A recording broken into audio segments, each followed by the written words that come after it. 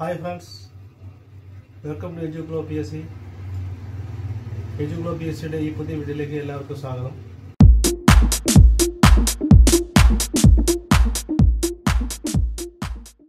ഇന്ന് നാം പഠിക്കുന്ന ടോപ്പിക് യൂറോപ്യൻ ശക്തിയുടെ ആഗമനവും അസ്തമയവും അതുപോലെ തന്നെ അവർ നൽകിയ സംഭാവനകളും.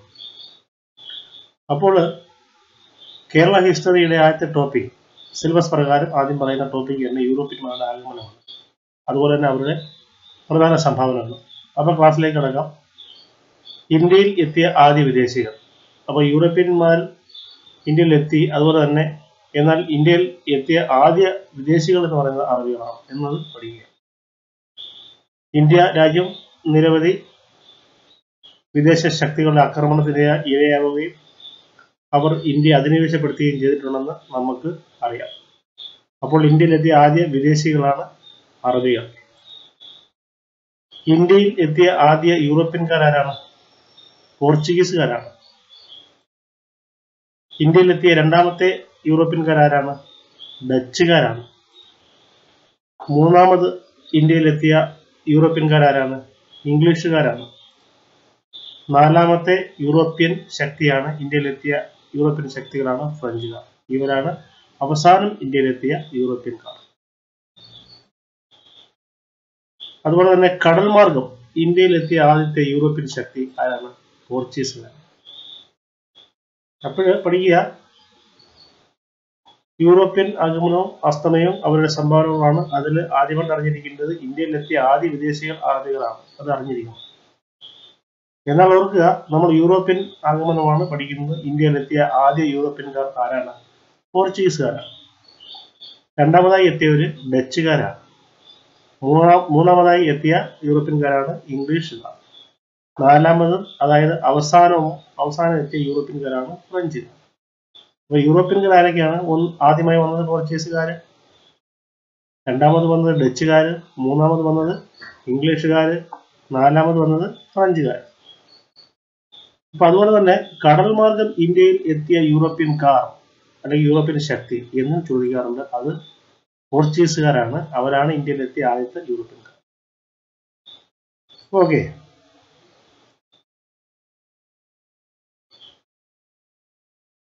ഇന്ത്യ കണ്ടെത്താനുള്ള ശ്രമം ആദ്യമായി ആരംഭിച്ചത് ആരാണ്? കൊളംബസ് ആണ്. അതായത് ഔദ്യോഗികമായി ഇന്ത്യയെ കണ്ടെത്താനുള്ള ആദ്യമായ ശ്രമം ആരംഭിച്ചത് അല്ലെങ്കിൽ ശ്രമം നടത്തിയത് കൊളംബസ് ആണ്. ഇന്ത്യയിലെ പോർച്ചുഗീസ് ചരിത്രം രേഖപ്പെടുത്തിയത് ആരാണ്? ഇന്ത്യയിലെ പോർച്ചുഗീസ് ചരിത്രം, പോർച്ചുഗീസുകാരുടെ ഭരണവും മുതലായ ചരിത്രം രേഖപ്പെടുത്തിയത് ആരാണ്? ജെയിംസ് കൊറിയ എന്ന ചരിത്രകാരനാണ് രേഖപ്പെടുത്തിയത്. അപ്പൊ ഇന്ത്യയിലെ പോർച്ചുഗീസ് ചരിത്രം രേഖപ്പെടുത്തിയത് ആരാണ്? James Korea. ഇന്ത്യയിൽ പള്ളി നിർമ്മാണത്തിന് യൂറോപ്യൻ മാതൃക ആദ്യമായി സ്വീകരിച്ചത് പോർച്ചുഗീസുകാരാണ്. അതുപോലെ തന്നെ ഇന്ത്യയിലെ ആദ്യത്തെ യൂറോപ്യൻ സ്കൂൾ സ്ഥാപിച്ചത് ആരാണ്? പോർച്ചുഗീസുകാരാണ്. അപ്പം നമുക്ക് ഇന്ത്യ കണ്ടെത്താനുള്ള ആദ്യ ശ്രമം ഔദ്യോഗികമായി ആരംഭിച്ചത് കൊളംബസ് ആണ്. ഇന്ത്യയിലെ പോർച്ചുഗീസ് ചരിത്രം രേഖപ്പെടുത്തിയത് ജെയിംസ് കൊറിയ എന്ന വ്യക്തിയാണ്. അദ്ദേഹമാണ് ഇന്ത്യയിലെ പോർച്ചുഗീസ് ചരിത്രം രേഖപ്പെടുത്തിയത്. ആരാണ്? James Korea. ഇന്ത്യയിൽ പള്ളി നിർമ്മാണത്തിന് യൂറോപ്യൻ മാതൃക ആദ്യമായിട്ട് സ്വീകരിച്ചത് പോർച്ചുഗീസുകാരാണ്. ഇന്ത്യയിലെ ആദ്യത്തെ യൂറോപ്യൻ സ്കൂൾ സ്ഥാപിച്ചത് ആരാണ്? പോർച്ചുഗീസുകാരാണ്. വ്യക്തമായല്ലോ. ഇന്ത്യയിൽ എത്തിയ ആദ്യ പോർച്ചുഗീസ് നാവികൻ ആരാണ്? വാസ്കോ ഡ ഗാമയാണ്. ഇന്ത്യയിൽ എത്തിയ ആദ്യത്തെ പോർച്ചുഗീസ് നാവികനാണ് വാസ്കോ ഡ ഗാമ. ഇദ്ദേഹം വന്നത് 1498 മെയ് മാസം 20-ാം തീയതിയാണ്. 1498 മെയ് 20. വർഷം ഇമ്പോർട്ടൻ്റ് ആണ്. ഡേറ്റ് ഫുള്ള് പഠിക്കുക. മെയ് 20 വളരെ ഇമ്പോർട്ടൻ്റ് ആണ്. അദ്ദേഹം എത്തിയത് കോഴിക്കോട് കാപ്പാട് എന്ന കടപ്പുറത്താണ്. അത് ചേമഞ്ചേരി പഞ്ചായത്തിലാണ് സ്ഥിതി ചെയ്യുന്നത്. അതായത് പന്തലായനി ബീച്ചിലാണ് ഈ കാപ്പാട് എന്ന കടപ്പുറം. അദ്ദേഹം എത്തിയ കപ്പലാണ് സെന്റ് ഗബ്രിയൽ. അപ്പോ ഇന്ത്യയിലെത്തിയ ആദ്യ പോർച്ചുഗീസ് നാവികനാണ് വാസ്കോ ഡ ഗാമ. ഇദ്ദേഹം വന്നത് എന്നാണ് 1498 മെയ് 20-നാണ്. ഇദ്ദേഹം വന്ന സ്ഥലമോ കോഴിക്കോട് കാപ്പാട് കടപ്പുറത്ത്. ഏത് പഞ്ചായത്താണ്? ചേമഞ്ചേരി പഞ്ചായത്ത്, പന്തലായനി ബീച്ച്. ഇദ്ദേഹം വന്ന കപ്പലാണ് Saint Gabriel. Okay.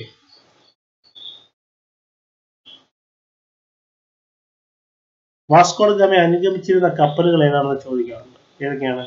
Saint Raphael, saint ബെറിയോ എന്നീ 2 കപ്പലുകളാണ് വാസ്കോ ഡ ഗാമയെ അനുഗമിച്ചിരുന്നത്. ഏതൊക്കെ കപ്പലാണ്? Saint Raphael, saint Berrio. Vasco da Gama എന്ന സ്ഥലം എവിടെയാണെന്ന് അറിയാമോ? ഇന്ത്യയിലെ ഗോവയിലാണ് വാസ്കോ ഡ ഗാമ എന്ന സ്ഥലം സ്ഥിതി ചെയ്യുന്നത്. അത് പഠിക്കണം. ഓക്കെ. ഇന്ത്യയിലെത്തിയ ആദ്യ കത്തോലിക്ക വിഭാഗക്കാരാണെന്ന് ചോദിക്കാറുണ്ട്. അത് പോർച്ചുഗീസുകാരാണ്. ഇന്ത്യയിലെത്തിയ ആദ്യ കത്തോലിക്ക വിഭാഗക്കാരാണ് പോർച്ചുഗീസ്. വാസ്കോ ഡ ഗാമയെ ഇന്ത്യയിലേക്ക് അയച്ച പോർച്ചുഗീസ് രാജാവായിരുന്നു ചോദിക്കുന്നത്. അത് മാനുവൽ ഒന്നാമനാണ്. ഓർത്തിരിക്കുക, വാസ്കോ ഡ ഗാമയെ അനുഗമിച്ചിരുന്ന കപ്പലുകൾ ഏതൊക്കെയാണ്? Saint Raphael, saint Berrio. Vasco da Gama എന്ന സ്ഥലം എവിടെയാണ്? ഗോവയിലാണ്. ഇന്ത്യയിലെത്തിയ ആദ്യ കത്തോലിക്ക വിഭാഗക്കാരാണ്? പോർച്ചുഗീസുകാരാണ്. വാസ്കോ ഡ ഗാമയെ ഇന്ത്യയിലേക്ക് അയച്ചത് ഏത് പോർച്ചുഗീസ് രാജാവാണ്? അല്ലെങ്കിൽ ആ പോർച്ചുഗീസ് രാജാവിന്റെ പേരെന്താണ്? മാനുവൽ ഒന്നാമനാണ്.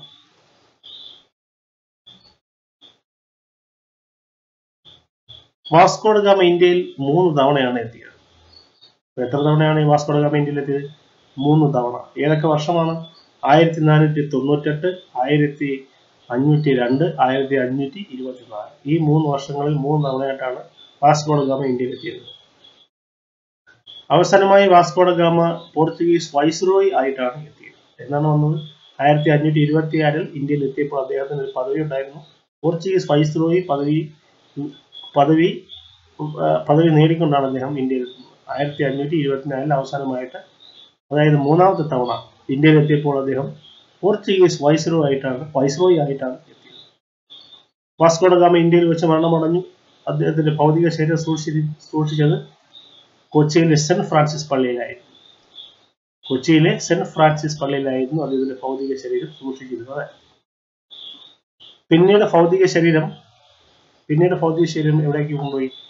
പോർച്ചുഗലിലെ ലിസ്ബണിലേക്ക് കൊണ്ടുപോയി. അവിടുത്തെ ജെറോമിനസ് കത്തീഡ്രലിലേക്കാണ് കൊണ്ടുപോയത്. ഒന്നുകൂടെ നോക്കാം. വാസ്കോ ഡ ഗാമ ഇന്ത്യയിൽ 3 തവണ എത്തി. ഒന്ന് 1498, രണ്ടാമതായിട്ട് 1502, മൂന്നാമതായിട്ട് 1524. 1524 മൂന്നാമതും അഥവാ അവസാനമായും ഇന്ത്യയിൽ വാസ്കോ ഡ ഗാമ എത്തിയപ്പോൾ അദ്ദേഹം പോർച്ചുഗീസ് വൈസ്രോയി ആയിട്ടാണ് ഇന്ത്യയിൽ എത്തിയതെന്ന് പഠിച്ചെടുക്കുക. വാസ്കോ ഡ ഗാമയുടെ ഭൗതിക ശരീരം സൂക്ഷിച്ചത് കൊച്ചിയിലെ സെന്റ് ഫ്രാൻസിസ് പള്ളിയിലായി. അദ്ദേഹം ഇന്ത്യയിൽ വെച്ച് മരണമടഞ്ഞ ആളാണ്. അദ്ദേഹത്തിന്റെ ഭൗതിക ശരീരം പിന്നീട് എവിടെയാണ് കൊണ്ടുപോയത്? പോർച്ചുഗലിലെ ലിസ്ബണിലേക്ക് കൊണ്ടുപോയി. ലിസ്ബണിലെ ജെറോമിനസ് കത്തീഡ്രലിലേക്കാണ് കൊണ്ടുപോയത്. ഓക്കെ. ഇത് വ്യക്തമായിട്ട് പഠിച്ചെടുക്കുക. പോയിന്റുകളൊന്നും കളയരുത്. അടുത്തതായിട്ട് നമുക്ക് അടുത്ത പോയിന്റിലേക്ക് വരാം. ഇന്ത്യയിലേക്ക് എത്തിയ 2ാമത്തെ പോർച്ചുഗീസ് സംഘം ആരായിരുന്നു? ആ സംഘത്തെ നയിച്ച ആരാണ്? വാസ്കോ ഡ ഗാമയ്ക്ക് ശേഷം 2ാമത് ഇന്ത്യയിലെത്തിയ പോർച്ചുഗീസ് സംഘത്തെ നയിച്ചത് കബ്രാളാണ്. അദ്ദേഹം വരുന്നത് 1500-ലാണ്. ഓക്കെ. ഇന്ത്യയിലെത്തിയ 3ാമത്തെ പോർച്ചുഗീസ് സംഘത്തെ നയിച്ച ആരാണ്? അൽബുക്കർക്കാണ്. 1503 അദ്ദേഹം ഇന്ത്യയിലെത്തി.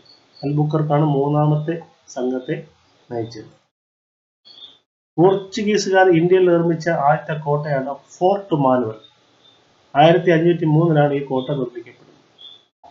ഇത് കൊച്ചിയിലാണ്. ഈ കോട്ട ഫോർട്ട് മാനുവൽ എന്ന് മാത്രമല്ല മറ്റു പേരുകളിൽ അറിയപ്പെടും. അപ്പോൾ എക്സാമിന് ചോദിക്കുമ്പോൾ ഫോർട്ട് മാനുവൽ ആണെന്ന് തന്നെ മനസ്സിലാക്കണം. അപ്പോൾ ഏതൊക്കെ പേരിലാണ് അത് അറിയപ്പെടുന്നത് എന്ന് പഠിക്കുക. പള്ളിപ്പുറം കോട്ടയെന്ന് അറിയപ്പെടും, ആയിക്കോട്ട എന്നറിയപ്പെടും, വൈപ്പിൻ കോട്ടയെന്നും അറിയപ്പെടും. ഒന്നുകൂടെ പറയാം. ഇന്ത്യയിലേക്ക് എത്തിയ 2ാമത്തെ പോർച്ചുഗീസ് സംഘത്തെ നയിച്ചത് കബ്രാൾ 1500.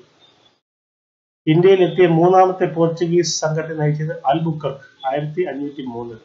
കബ്രാൾ 1500-ലും അൽബുക്കർക്ക് 1503-ലും ഇന്ത്യയിലെത്തി. പോർച്ചുഗീസുകാർ ഇന്ത്യയിൽ നിർമ്മിച്ച ആദ്യത്തെ കോട്ടയാണ് ഫോർട്ട് മാനുവൽ. 1503-ലാണ് നിർമ്മിച്ചത്. ഇത് കൊച്ചിയിലാണ് നിർമ്മിച്ചത്. ഇതിന്റെ മറ്റു പേരുകൾ, ഈ കോട്ടയുടെ മറ്റു പേരിൽ അറിയപ്പെടുന്നുണ്ട്. അതായത് പള്ളിപ്പുറം കോട്ട എന്ന് അറിയപ്പെടും. അതുപോലെ ആയിക്കോട്ട, വൈപ്പിൻ കോട്ട എന്നീ പേരുകളിലും അറിയപ്പെടുന്നത് ഏതാണ്? ഈ സെയിം കോട്ട തന്നെയാണ് ഫോർട്ട് മാനുവൽ. പോർച്ചുഗീസുകാർ ഇന്ത്യയിൽ നിർമ്മിച്ച ആദ്യത്തെ കോട്ടയാണ് ഫോർട്ട് മാനുവൽ. അതുപോലെ ഇന്ത്യയിലെത്തിയ ആദ്യത്തെ പോർച്ചുഗീസ് വൈസ്രോയി ആരാണ്? അൽമേഡയാണ്. 1505. വാസ്കോഡ ഗാമ വൈസ്രോയി ആയിട്ട് ഇന്ത്യയിൽ എത്തിയിരുന്നത്. അത് പക്ഷേ 1524 മൂന്നാമത്തെ തവണ വന്നപ്പോഴാണ് നമ്മൾ പഠിച്ചത്. പക്ഷെ അതിനു മുമ്പ് തന്നെ പോർച്ചുഗീസ് വൈസ്രോയി അൽമേഡ 1505 ഇന്ത്യയിൽ എത്തിയിരുന്നു. അതിനാൽ ഇന്ത്യയിലെത്തിയ ആദ്യത്തെ പോർച്ചുഗീസ് വൈസ്രോയി ആരാണ്? അൽമേഡയാണ് 1505. നെക്സ്റ്റ് പോയിന്റ്, നാവിക ആധിപത്യം നേടുന്നതിനായിട്ട് അൽമേഡയുടെ പദ്ധതിയാണ് ഏത്? Blue water policy. Blue water policy എന്നാണ്. Blue water policy. ടൈപ്പിങ്ങിന് കുറച്ചധികം ടൈപ്പ് ആയിട്ടുണ്ട്. അല്ല, ബ്ലൂ വാട്ടർ പോളിസി ഇതാണ്. ഇതൊക്കെ ടൈപ്പിങ്ങിൽ വന്ന കുഴപ്പമാണ്. അപ്പോൾ ഇത് നമ്മൾ പഠിച്ചെടുക്കുക. ബ്ലൂ വാട്ടർ പോളിസിയാണ് ഏത്? അൽമേഡ ഇന്ത്യയിൽ നടപ്പാക്കിയത്. ഇതിനു വേണ്ടിയാണ് നാവിക ആധിപത്യം നേടുന്നതിനായിട്ടാണ് അൽമേഡ ഈ പദ്ധതി തയ്യാറാക്കിയത്. ഏതാണ്? Blue water policy. അതുപോലെ അൽമേഡ കണ്ണൂരിൽ സ്ഥാപിച്ച കോട്ടയാണ് ഏഞ്ചലോ കോട്ട. ഏതാണ്? ഏഞ്ചലോ കോട്ട. അൽമേഡ കണ്ണൂരിൽ സ്ഥാപിച്ച കോട്ടയാണ് ഏഞ്ചലോ കോട്ട. രണ്ടാമത്തെ പോർച്ചുഗീസ് വൈസ്രോയി ആരാണ്? അപ്പോൾ അൽമേഡയ്ക്ക് ശേഷം ഇന്ത്യയിൽ പോർച്ചുഗീസ് വൈസ്രോയി ആയത് അൽബുക്കർക്കാണ്. അദ്ദേഹം വൈസ്രോയി ആയത് 1509. അതുപോലെ തന്നെ ഇന്ത്യയിൽ സങ്കര കോളനി വ്യവസ്ഥ നടപ്പിലാക്കിയതും ആരാണ്? അൽബുക്കർക്കാണ്. അൽബുക്കർക്ക് എന്ന് പറയുമ്പോൾ രണ്ടാമത്തെ പോർച്ചുഗീസ് വൈസ്രോയി. ആദ്യത്തെ പോർച്ചുഗീസ് വൈസ്രോയി നമ്മൾ പഠിച്ചു അൽമേഡ. അദ്ദേഹത്തിന്റെ നാവിക ആധിപത്യം നേടാനായിട്ട് അദ്ദേഹം നടപ്പാക്കിയ പദ്ധതിയാണ് ബ്ലൂ വാട്ടർ പോളിസി. മനസ്സിലായല്ലോ? അടുത്ത പോയിന്റ്, 1510 ബീജാപ്പൂർ സുൽത്താനിൽ നിന്നും പോർച്ചുഗീസുകാർ ഗോവ പിടിച്ചടക്കി. 1510 ബീജാപ്പൂർ സുൽത്താനിൽ നിന്നും പോർച്ചുഗീസുകാരൻ ഗോവ പിടിച്ചടക്കി. ബീജാപ്പൂർ സുൽത്താനിൽ നിന്നും 1510 ഗോവ പോർച്ചുഗീസുകാർ പിടിച്ചടക്കി. ഓക്കെ, ഇമ്പോർട്ടന്റ് പോയിന്റ് ആണ്, ഒന്നും കളയരുത്, പഠിച്ചെടുക്കുക. അടുത്ത പോയിന്റിലേക്ക് വരുമ്പോൾ, പോർച്ചുഗീസുകാരുടെ ഭരണസിരാ കേന്ദ്രം കൊച്ചിയിൽ നിന്നും ഗോവയിലേക്ക് മാറ്റിയത് ആര്? അത് അൽബുക്കർക്കാണ്. പോർച്ചുഗീസുകാരുടെ ഭരണസിരാ കേന്ദ്രം കൊച്ചിയിൽ നിന്നും ഗോവയിലേക്ക് മാറ്റിയത്. സാമൂതിരിയുടെ കോഴിക്കോട് പട്ടണം ആക്രമിച്ച പോർച്ചുഗീസ് വൈസ്രോയി ആരാണ്? അത് അൽബുക്കർക്കാണ്. പഠിച്ചെടുക്കുക. സാമൂതിരിയുടെ കോഴിക്കോട് പട്ടണം ആക്രമിച്ച പോർച്ചുഗീസ് വൈസ്രോയി ആണ് അൽബുക്കർ. പോർച്ചുഗീസുകാരും സാമൂതിരിയും തമ്മിലുള്ള കണ്ണൂർ സന്ധി വളരെ ഇമ്പോർട്ടന്റ് ആണ്. അതിന്റെ വർഷം 1513. 1513 പോർച്ചുഗീസുകാരും സാമൂതിരിയും തമ്മിലുണ്ടാക്കിയ സന്ധിയാണ് കണ്ണൂർ സന്ധി. അതുപോലെ പോർച്ചുഗീസുകാരും സാമൂതിരിയും തമ്മിലുള്ള മറ്റൊരു സന്ധിയാണ് പൊന്നാനി സന്ധി. അത് വർഷം 1540. വർഷം വളരെ ഇമ്പോർട്ടന്റ് പഠിക്കരുത്. 1540 പൊന്നാനി സന്ധി. ഒന്നുകൂടെ, പോർച്ചുഗീസുകാരുടെ ഭരണസിരാ കേന്ദ്രം കൊച്ചിയിൽ നിന്നും ഗോവയിലേക്ക് മാറ്റിയത് അൽബുക്കർക്ക്. സാമൂതിരിയുടെ കോഴിക്കോട് പട്ടണം ആക്രമിച്ച പോർച്ചുഗീസ് വൈസ്രോയി അൽബുക്കർക്ക്. പോർച്ചുഗീസുകാരും സാമൂതിരിയും തമ്മിലുള്ള കണ്ണൂർ സന്ധി വർഷം 1513. പോർച്ചുഗീസുകാരും സാമൂതിരിയും തമ്മിലുള്ള പൊന്നാനി സന്ധി 1540.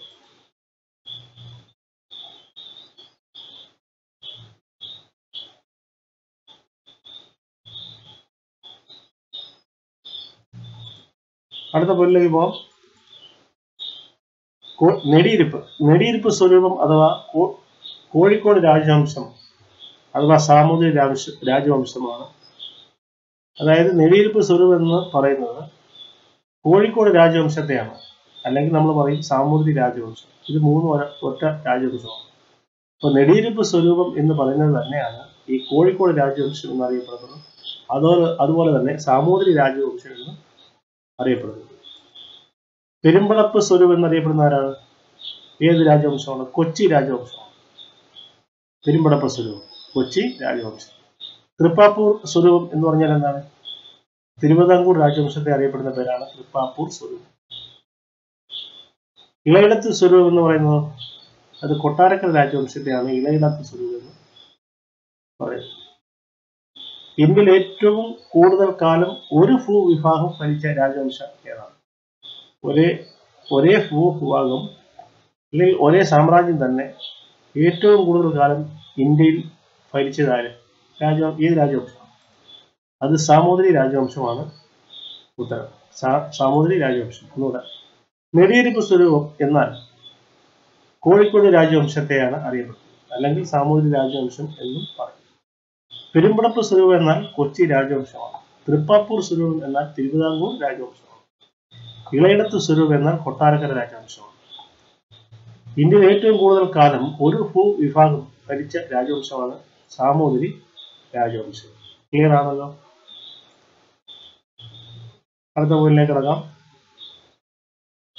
1498 വാസ്കോഡ ഗാമ ഇന്ത്യയിൽ എത്തിയപ്പോൾ സാമൂതിരി രാജാവ് ആരായിരുന്നു? മാനവ വിക്രമൻ നമ്പൂതിരിയാണ്. അപ്പൊ മാനവ വിക്രമൻ നമ്പൂതിരിയാണ് സാമൂതിരി രാജാവ് ആയിരുന്നത്. എപ്പോഴും 1498 വാസ്കോഡ ഗാമ ഇന്ത്യയിൽ എത്തിയത്. കൃഷ്ണനാട്ടം എന്ന കലാരൂപം വികസിപ്പിച്ചെടുത്തത് ആരാണ്? മാനവദേവൻ സാമൂതിരിയാണ്. തിരിഞ്ഞു പോരുത്. അതായത് വാസ്കോഡ ഗാമ ഇന്ത്യയിൽ എത്തിയപ്പോൾ 1497 ആരായിരുന്നു സാമൂതിരി രാജാവ്? മാനവ വിക്രമൻ സാമൂതിരിയാണ്. എന്നാൽ കൃഷ്ണനാട്ടം എന്ന കലാരൂപം വികസിപ്പിച്ചെടുത്തത് മാനവദേവൻ സാമൂതിരിയാണ്. രാമനാട്ടത്തിന്റെ ഉപജ്ഞാതാവാരാണ്? കൊട്ടാരക്കര തമ്പുരാനാണ്. രാമനാട്ടത്തിന്റെ ഉപജ്ഞാതാവാരാണ്? കൊട്ടാരക്കര തമ്പുരാൻ. അപ്പോഴ് ഒന്നുകൂടെ, വാസ്കോഡ ഗാമ ഇന്ത്യയിൽ എത്തിയപ്പോൾ സാമൂതിരി രാജാവായിരുന്നു മാനവ വിക്രമൻ സാമൂതിരി. കൃഷ്ണനാട്ടം എന്ന കലാരൂപം വികസിപ്പിച്ചെടുത്തത് മാനവദേവൻ സാമൂതിരി. രാമനാട്ടത്തിന്റെ ഉപജ്ഞാതാവ് കൊട്ടാരക്കര തമ്പുരാനാണ്. ഓക്കെ. സാമൂതിരിയുടെ പട്ടാഭിഷേകം അറിയപ്പെടുന്ന പേരാണ് അരിയിട്ട് വാഴ്ച. സാമൂതിരിയുടെ പട്ടാഭിഷേകം അറിയപ്പെടുന്ന എങ്ങനെയാണ്? അരിയിട്ട് വാഴ്ച എന്നാണ് അറിയപ്പെടുന്നത്. അതുപോലെ തന്നെ സാമൂതിരിയുടെ പണ്ഡിത സദസ് 18 കവികൾ എന്നാണ് അറിയപ്പെടുന്നത്. സാമൂതിരിയുടെ പണ്ഡിത സദസ് അറിയപ്പെടുന്നത് 18 കവികൾ. അപ്പോൾ ഒന്നുകൂടെ, സാമൂതിരിയുടെ പട്ടാഭിഷേകം അരിയിട്ട് വാഴ്ച എന്ന് അറിയപ്പെടുന്നു. എന്നാൽ സാമൂതിരിയുടെ പണ്ഡിത സദസ്സിനെ അറിയപ്പെടുന്നത് 18 കവികൾ എന്ന് അറിയപ്പെടുന്നു. ക്ലിയർ ആണല്ലോ? അടുത്ത പോയിന്റിലേക്ക് കിടക്കാം. രേവതി പട്ടത്താനം എന്നാൽ എന്താണ്? കോഴിക്കോട് തളി ക്ഷേത്രത്തിലാണ് രേവതി പട്ടത്താനം.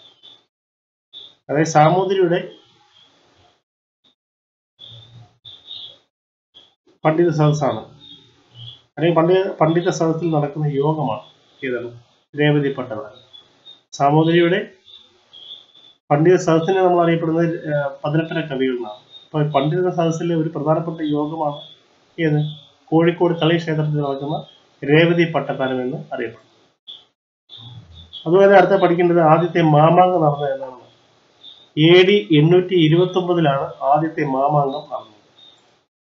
അവസാനത്തെ മാമാങ്കം നടന്നത് AD 1755 1755 1755 അവസാനത്തെ മാമാങ്കം നടന്നത്. ആദ്യത്തെ AD 829. 12 വർഷത്തിലൊരിക്കലാണ് ഈ മാമാങ്കം നടന്നിരുന്നത്. അത് അറിയാവുന്ന കാര്യമാണ്. ഭാരതപ്പുഴയുടെ തീരത്ത് തിരുനാവായ മണക്കുളത്ത്, ഇത് എവിടെയാണ്? ഏത് ജില്ലയിലാണ്? മലപ്പുറം ജില്ലയിൽ തിരൂർ എന്ന സ്ഥലത്താണ് ഈ മാമാങ്കം നടന്നിരുന്നത്. അത് ഓർത്തിരിക്കുക. നിങ്ങൾക്ക് അറിയാവുന്ന കാര്യമായിരിക്കും, അത് വ്യക്തമായിട്ടൊന്ന് ഓർത്തിരിക്കുക. അതുപോലെ തന്നെ ഹിറ്റ് ആൻഡ് റൺ എന്ന നാവിക യുദ്ധമുറ നടപ്പാക്കിയവരാണ്? കുട്ടിയലിയാണ്. കുട്ടിയലി എന്ന് പറഞ്ഞാൽ കുഞ്ഞാലി മരക്കാരാണ്. കുഞ്ഞാലി മരക്കാർ എന്ന് പറഞ്ഞ ഒരു പദവിയാണ്. കുഞ്ഞാലി മരക്കാർ പല പേരുണ്ട്. പല വ്യക്തികളാണ് ഈ കുഞ്ഞാലി മരക്കാർ എന്ന പദവി വഹിച്ചിരുന്നത്. അതിൽ ആദ്യത്തെ കുഞ്ഞാലി മരക്കാരാണ് കുട്ടി അലി. ഇദ്ദേഹമാണ് ഹിറ്റ് ആൻഡ് റൺ എന്ന നാവിക യുദ്ധമുറ നടപ്പിലാക്കിയത്. ആദ്യത്തെ കുഞ്ഞാലി മരക്കാരാണ് കുട്ടി അലി അഥവാ കുട്ടി അഹമ്മദ് അലി.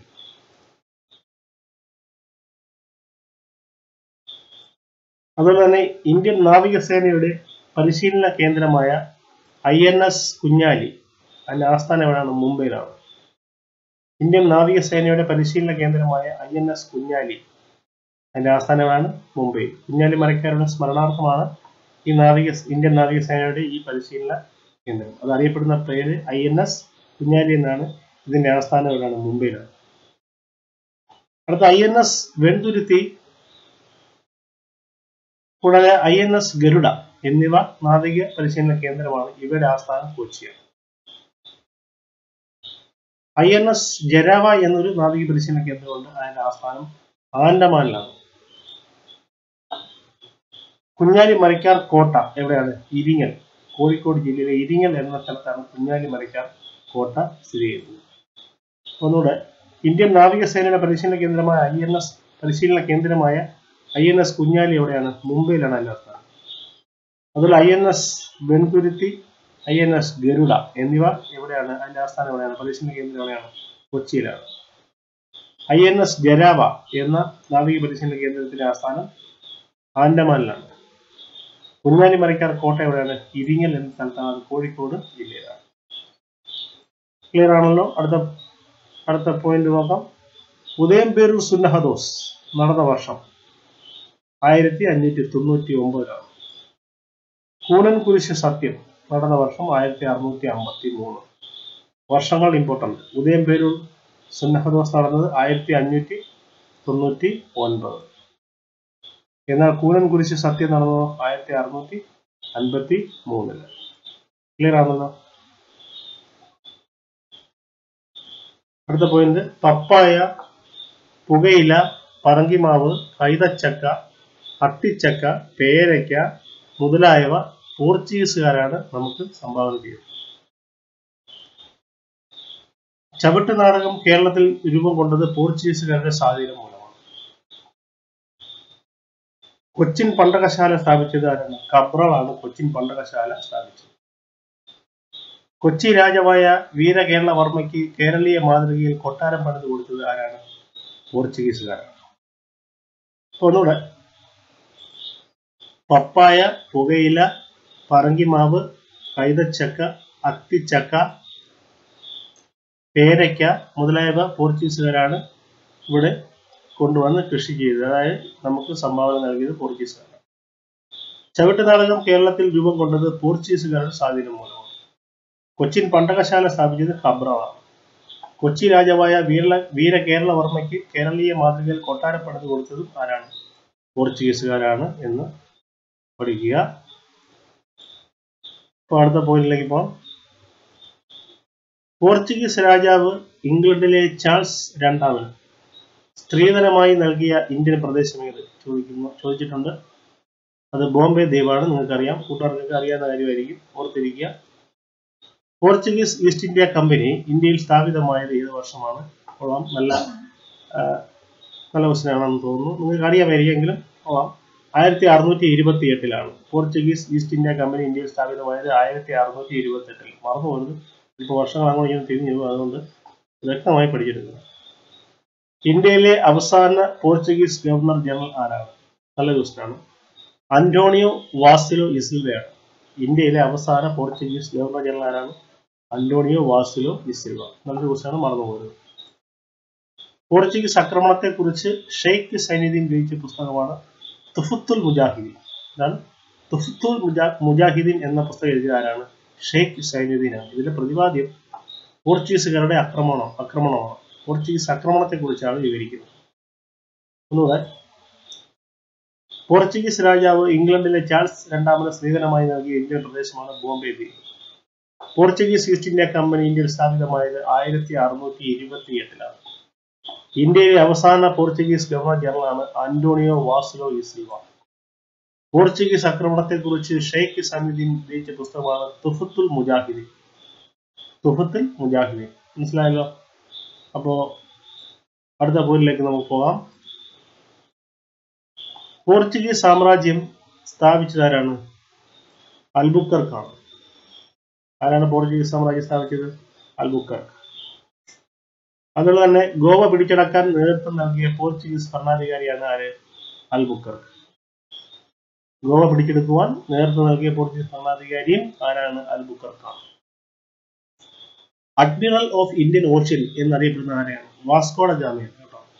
വാസ്കോ ഡ ഗാമയാണ് അഡ്മിറൽ ഓഫ് ഇന്ത്യൻ ഓഷ്യൻ എന്ന് അറിയപ്പെടുന്നത്. നല്ല ക്വസ്റ്റ്യനാണ്. ഇതിങ്ങനെ വിശേഷിപ്പിച്ച ആരാണ് അദ്ദേഹത്തെ? വാസ്കോ ഡ ഗാമയെ അഡ്മിറൽ ഓഫ് ഇന്ത്യൻ ഓഷ്യൻ എന്ന് വിശേഷിപ്പിച്ച ആരാണ്? മാനുവൽ രാജാവാണ്. ഒന്നാമത്തെ കുഞ്ഞാലി മരക്കാർ ആരാണ്? നമ്മൾ മുമ്പേ ഒന്ന് പഠിച്ചാണ്. കുട്ടി അഹമ്മദ് അലിയാണ് ഒന്നാമത്തെ കുഞ്ഞാലി മരക്കാർ. രണ്ടാമത്തെ കുഞ്ഞാലി മരക്കാർ ആരാണ്? കുട്ടി പോക്കർ അലിയാണ്. കുട്ടി പോക്കർ അലി. ഒന്നുകൂടെ പറയാം. പോർച്ചുഗീസ് സാമ്രാജ്യ സ്ഥാപകൻ അൽബുക്കർക്ക്. ഗോവ പിടിച്ചെടുക്കുവാൻ നേതൃത്വം നൽകിയ പോർച്ചുഗീസ് ഭരണാധികാരി Albuquerque. Admiral of Indian ocean എന്ന് വാസ്കോ ഡ ഗാമയെ വിശേഷിപ്പിച്ചത് മാനുവൽ രാജാവ്. ഒന്നാമത്തെ കുഞ്ഞാലി മരക്കാരാണ് കുട്ടി അഹമ്മദ് അലി. കുട്ടി അഹമ്മദ് അലി. രണ്ടാമത്തെ കുഞ്ഞാലി മരക്കാരുടെ പേരാണ് കുട്ടി പോക്കർ അലി എന്നാണ്. അതുപോലെ മൂന്നാമത്തെ കുഞ്ഞാലി മരക്കാരാണ് പടമരക്കാർ അഥവാ പട്ടുമരക്കാർ എന്ന് അറിയപ്പെടുന്നത്. ആരാണ്?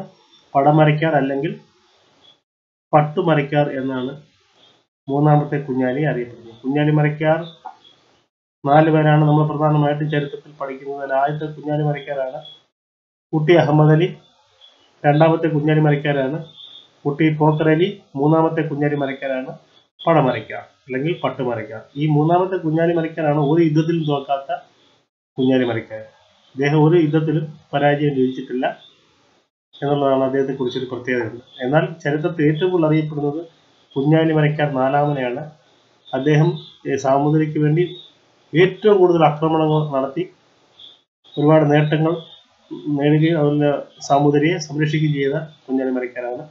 എന്നാൽ